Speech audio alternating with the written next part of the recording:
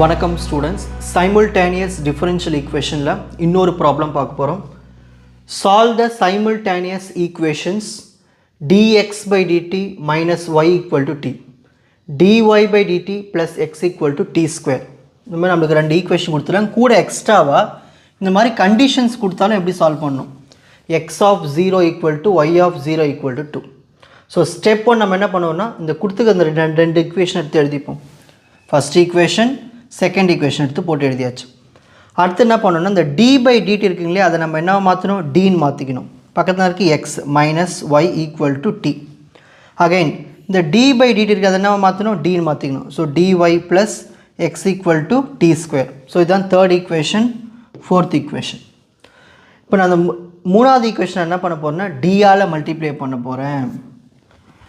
So d into dxன்னு வரும், d square x minus d into y dy equal to d into t dt. நாலாவது equation ஒன்றும் பண்ண போகிறதுல அப்படியே எடுத்து எழுத போகிறேன். அதாவது ஒன்றால் மல்டிப்ளை பண்ணு. ஏன் அப்படி பண்ணுறேன்னா, இந்தமாரி ரெண்டுமே கேன்சல் பண்ணுறதுக்கு தான், வேறு ஒன்றுமே இல்லை. எலிமினேஷன் மெத்தட் தான். So fifth equation sixth equation add பண்ண போகிறோம் பாருங்கள். d square x plus x d square x plus x plus dy minus dy add பண்ணால் நம்மளுக்கு கேன்சல் ஆகிடும். Equal to dt plus t square. அதாவது லெஃப்ட் டு ரைட்டு ஆட் பண்ணோம், அவ்வளோதான். Add பண்ணும்போது நம்மளுக்கு கேன்சல் ஆகும், இந்த எலிமினேஷன் மெத்தட். இப்போ இது ரெண்டுத்தையும் பாருங்கள், எக்ஸ் காமன் இருக்குது, எக்ஸை வெளியே எடுத்துருங்க, பேலன்ஸ் வரும் t square plus 1 equal to இந்த டி ரிமூவ் பண்ண போகிறோம். டி இன்ட்டு டி அப்படின்னா என்னதுன்னா, டீயை ஒரு வாட்டி டிஃப்ரென்ஷியேட் பண்ணுங்க, வரும் 1. டீயை டிஃப்ரென்ஷியேட் பண்ணால் 1 ப்ளஸ் டி ஸ்கொயர். ஸோ இந்த மாதிரி நம்மளுக்கு ஒரு ஈக்குவேஷன் கிடச்சிச்சு. தான் ஸ்டெப் 1.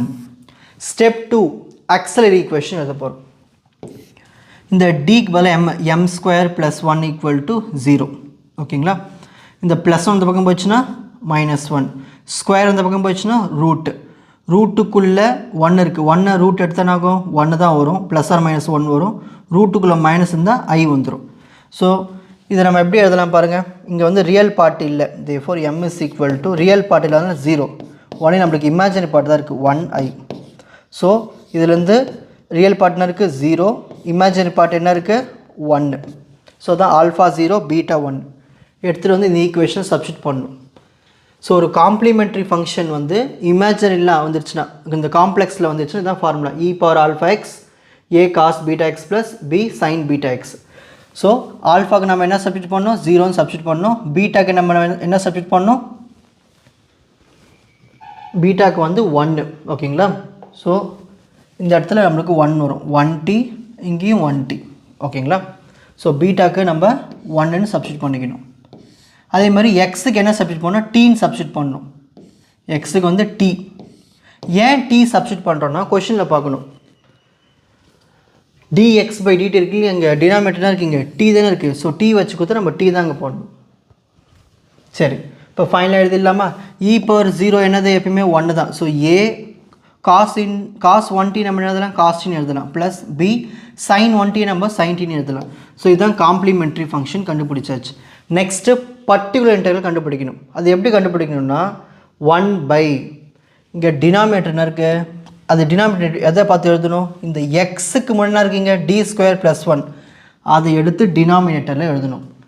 அடுத்து ஈக்குவல்ட்டுக்கு அப்புறம் என்ன இருக்குது? 1 ப்ளஸ் டி ஸ்கொயர், அதை எடுத்து நியூமரேட்டரில் எழுதணும். இந்த மாதிரி எழுதிட்டு சால்வ் பண்ண நம்மளுக்கு பர்டிகுலர் இன்டெக்ரல் ஃபைனலாக கிடச்சிரும். கண்டுபிடிக்கலாமா? ஸோ ஃபஸ்ட் இந்த டி ஸ்கொயர் ப்ளஸ் 1 இருக்குது, இதை மேலே கொண்டு போனால் ஆகிடும் -1 ஆகிடும். இது பைனாமியல் தியரம் வந்துச்சா பாருங்கள். அதாவது இது எந்த ஃபார்மேட்டில் இருக்குது பாருங்கள், 1 ப்ளஸ் எக்ஸ் பவர் -1. இந்த மாதிரி ஃபார்மேட்டில் நம்ம எப்படி எழுதலாம்? 1 மைனஸ் எக்ஸ் ப்ளஸ் 1 மைனஸ், இதான் formula, 1 minus X plus X square minus X cube, இந்த மாதிரி போய்கிட்டே இருக்கும். ஓகேங்களா? அந்த ஃபார்முலா எடுத்து அப்ளை பண்ண போகிறோம். ஸோ ஃபஸ்ட் என்ன இருக்குங்க? 1 மைனஸ் எக்ஸ் என்ன இருக்குங்க? T square. நெக்ஸ்ட் ப்ளஸ் எக்ஸை ஸ்கொயர் பண்ண போகிறோம். ஸோ டிஎஸ் ஸ்கொயர் டி ஸ்கொயரை ஸ்கொயர் பண்ண போகிறோம். நெக்ஸ்ட் என்ன இருக்குது? மைனஸ். அடுத்த இருக்குது எக்ஸ் க்யூப் இருக்குது. ஸோ டி ஸ்கொயர் மேலே cube plus dot dot dot. இதை எடுத்து அப்படிங்க எழுதிப்போம். சரி, இப்போ அடுத்து பாருங்கள், 1 minus t square plus 2 2s are 4 d power 4, 2 3s are 6 d power 6 dot dot dot. இப்போ இந்த 1 + t² எடுத்து உள்ளே மல்டிப்ளை பண்ண போகிறோம். 1 × 1 + t² வரும் 1 + t². நெக்ஸ்ட் அடுத்து பாருங்கள் -d² × 1 + t² வரும் -d² × 1 + t². திரும்பவும் d4 எடுத்து மல்டிப்ளை பண்ணணும், d6 எடுத்து மல்டிப்ளை பண்ணணும். அப்படி பண்ணும்போது உங்களுக்கு ஆன்சர் 0 வந்துடும். அதனால் நம்ம ஃபஸ்ட்டு ரெண்டுலேயே முடிச்சுக்கலாம், அவ்வளோதான். So 1 × 1 + t², d² × 1 + t². அதுக்கப்புறம் நீங்கள் போட்டு பார்த்தாலும் உங்களுக்கு அடுத்த ஸ்டெப்பில் 0 வந்துடும், தேவையில்லை. ஸோ இதோட ஸ்டாப் பண்ணிக்கலாம். ஏன் வரும் சொல்கிறேங்க பாருங்கள். ஃபஸ்ட் இந்த d² இருக்கு இல்லையா, அதை முதல்ல d-ஆக மாற்ற போகிறோம். அதுக்கு என்ன பண்ணணும், ஒரு வாட்டி டிஃபரன்ஷியேட் பண்ணணும். 1 டிஃபரன்ஷியேட் பண்ணால் 0, t² டிஃபரன்ஷியேட் பண்ணால் 2t. 0 + 2t எப்படி எழுதலாம், 2tன்னு எழுதலாம். இப்போ திரும்ப இந்த d ரிமூவ் பண்ண போகிறோம், ஒரு வாட்டி டிஃபரன்ஷியேட் பண்ண போகிறேன். 2t டிஃபரன்ஷியேட் பண்ணால் 2 வரும், கரெக்டுங்களா? அவ்வளோதான்.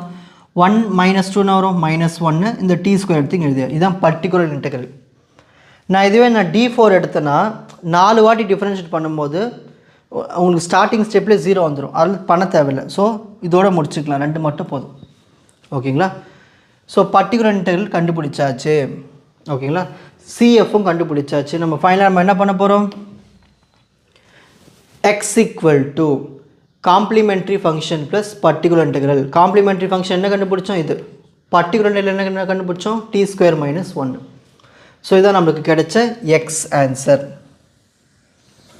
இப்போ இந்த எக்ஸை டிஃபரன்ஷியேட் பண்ண போகிறோம். இதுதான் அடுத்த ஸ்டெப்பு, ஸ்டெப் 3. ஸோ எக்ஸை டிஃபரன்ஷியேட் பண்ண வரும் dx/dt = இந்த ஏவை அப்படியே வச்சுப்போம். ஒரு காசை டிஃபரன்ஷியேட் பண்ணால் -sin b, ஒரு சைனை டிஃபரன்ஷியேட் பண்ணால் காஸ், t² டிஃபரன்ஷியேட் பண்ணால் 2t, 1 டிஃபரன்ஷியேட் பண்ணால் 0. therefore dx/dt = -a sin t + b cos t + 2t. இதுதான் dx/dt. ஓகேங்களா? இப்போ என்ன பண்ண போகிறோம், நல்லா கவனிங்க. ஃபஸ்ட் ஈக்குவேஷன் எடுத்து எழுத போகிறோம். ஃபஸ்ட் ஈக்குவேஷன் என்ன இருக்குது, dx/dt - y = t. ஏன் இதை எடுத்து எழுதுனா, இந்த y-ஐ கண்டுபிடிக்கிறதுக்கு. எடுத்து எழுதியாச்சா? இப்போ பாருங்கள், இந்த t இந்த பக்கம் வந்துடும், இந்த -y இந்த பக்கம் போயிடும். மாற்றியாச்சுங்களா? இப்போ அடுத்த ஸ்டெப் பாருங்கள். dx/dt என்ன கண்டுபிடிச்சோம், இதை எடுத்து இங்கே சப்ஸ்டிட் பண்ணிக்கணும்டா. இந்த ஆன்சர் எடுத்து அப்படியே எழுதிப்போம். நெக்ஸ்ட் இருக்குது -t = y. இப்போ அடுத்த ஸ்டெப் பாருங்கள், y அப்படியே தான் இருக்க போது, -a sin t b cos t, 2tயில் ஒரு t போயிடுச்சுன்னா வெறும் t. ஸோ y ஆன்சரும் கண்டுபிடிச்சாச்சு. ஃபைனலாக டிசைடு சொல்யூஷன் போட்டுட்டு இந்த x ஆன்சரையும் இந்த y ஆன்சரையும் எடுத்து இங்கே எழுதிடணும். ஓகேங்களா? அடுத்த ஸ்டெப் பாருங்கள். கொஷினில் கிவன் என்ன கொடுத்துருக்காங்க, x(0 = 2, y(0 = 2ன்னு கொடுத்துருக்காங்க. இதை நம்ம அப்ளை பண்ண போகிறோம். ஃபஸ்ட்டு நம்ம என்ன பண்ண போகிறோன்னா, இந்த x ஈக்குவேஷன் எடுத்துப்போம். இந்த x(0) என்ன கொடுத்துருக்காங்க, இந்த xக்கு பதில் நம்ம என்ன பண்ணணும், 2ன்னு போடணும். போட்டாச்சுங்களா? அடுத்தது t இருக்க இடத்துல 0 போடணும். அதாவது இதோட மீனிங் என்னென்னா, இங்கே பாருங்கள், இதோட மீனிங் என்னென்னா, tக்கு 0 போடணும், xக்கு 2 போடணும். இதுதான் விஷயமே. xக்கு 2 போடணும், இந்த உள்ளுக்கு தான் t. அப்போ இந்த ஈக்குவேஷன் எங்கெல்லாம் x இருக்கோ அங்கே 2 போடணும், எங்கெல்லாம் t இருக்கோ அங்கே 0 போடணும். ஸோ இதை அப்ளை பண்ணலாமா? xக்கு 2, a cos tக்கு என்ன போடணும் 0, b sin tக்கு என்ன போடணும் 0, 0² 0 -1. இதை சால்வ் பண்ணுங்கள். 2 = cos 0ஓட வேல்யூ என்னது 1, 1 × a, sin 0 வந்து 0, 0 × b ஃபுல்லாக 0 ஆகிடும். இதுவும் 0 -1. இந்த மைனஸ் இந்த பக்கம் வச்சுன்னா +1, 2 + 1 3. ஸோ ஏ ஆன்சர் கண்டுபிடிச்சாச்சு. இப்போ பி ஆன்சர் கண்டுபிடிக்கணும். அதுக்கு என்ன பண்ணலான்னா, இந்த ஒய்க்கு என்ன கொடுத்துருக்காங்க, y(0 = 2). அப்படின்னா என்னது, ஒய்க்கு 2 அப்ளை பண்ணணும், டீக்கு 0 அப்ளை பண்ணணும். ஒய்க்கு என்ன அப்ளை பண்ணணும், 2 அப்ளை பண்ணணும், டீக்கு 0 அப்ளை பண்ணணும். எதில், இந்த ஈக்குவேஷன் அப்ளை பண்ண போகிறோம். ஸோ ஒய்க்கு வந்து 2, டி இருக்க இடத்துலாம் 0 போட்டுக்குங்க. போட்டாச்சுங்களா? இப்போ அடுத்த ஸ்டெப் பாருங்கள். sin 0 என்னது 0, 0 in anything மொத்தமாக 0 ஆகிடும், மொத்தமாக கேன்சல். b cos 0ஓட வேல்யூ 1, 1 × b, b. இது விட்டுட்டு therefore b ஆன்சர் கண்டுபிடிச்சாச்சு. இந்த ஏவும் பியும் கண்டுபிடிச்சோம் இல்லையா, அந்த ஏவும் பியும் கண்டுபிடிச்சது எதுவுமே இங்கே சப்ஸ்டிட் பண்ணணும். இந்த இடத்துல, இந்த இடத்துல, இந்த இடத்துல, இந்த இடத்துல. ஸோ உங்களுக்கு புது x y ஆன்சர் கிடச்சிரும். ஓகேங்களா, A value B value, A value B value எடுத்து வந்து போட்டிங்கன்னா உங்களுக்கு எக்ஸு ஒய் புது ஆன்சர் கிடச்சிரும். இப்படி தான் வந்து இந்த சைமல்டேனியஸ் டிஃபரன்ஷியல் ஈக்குவேஷனை சால்வ் பண்ணணும். புரிஞ்சுதுங்களா எப்படி எழுதுனேன்னா? இப்போ ஸ்க்ரீன்ஷாட் டைம். ஸோ ஃபஸ்ட் கொடுத்துருக்கிற ஈக்குவேஷன் எடுத்து 1 2ன்னு போடுங்க. அப்புறம் இந்த டியை கன்வெர்ட் பண்ணுங்கள். ஏதாவது ஒன்று கேன்சல் பண்ணி ஒரு ஈக்குவேஷன் கொண்டு வாங்க. அதுக்கப்புறமா ஆக்ஸிலரி ஈக்குவேஷன் சால்வ் பண்ணி சிஎஃப் கண்டுபிடிங்க. அப்புறம் பர்டிகுலர் இன்டெக்ரல் கண்டுபிடிங்க. அப்புறமா எக்ஸ் வேல்யூ கண்டுபிடிங்க, சிஎஃப் ப்ளஸ் பர்டிகுலர் இன்டெக்ரல். அதை டிஃபரன்ஷியேட் பண்ணுங்கள். ஃபஸ்ட் ஈக்குவேஷனை பயன்படுத்தி ஒய் வேல்யூ கண்டுபிடிங்க. டிசைட் சொல்யூஷன் எழுதணும். கொஷின் ஏதாவது கிவன் கொடுத்தாங்கன்னா அந்த கண்டிஷன்ஸ் அப்ளை பண்ணி ஏபியை கண்டுபிடிச்சிட்டு அந்த ஏபி எடுத்துகிட்டு போய் திரும்பவும் அந்த எக்ஸ்ஒயில் ஈக்குவேஷனை சப்ஸ்டிட் பண்ணால் நம்மளுக்கு புது ஈக்குவேஷன் கிடச்சிரும். உங்களுக்கு இந்த கண்டென்ட் ஈஸியாக புரிஞ்சிருக்கும்னு நினைக்கிறேன். வாட்ச் அதர் எபிசோட்ஸ் இன் த appropriate playlist. Four G silver academy strength success directive. வணக்கம்.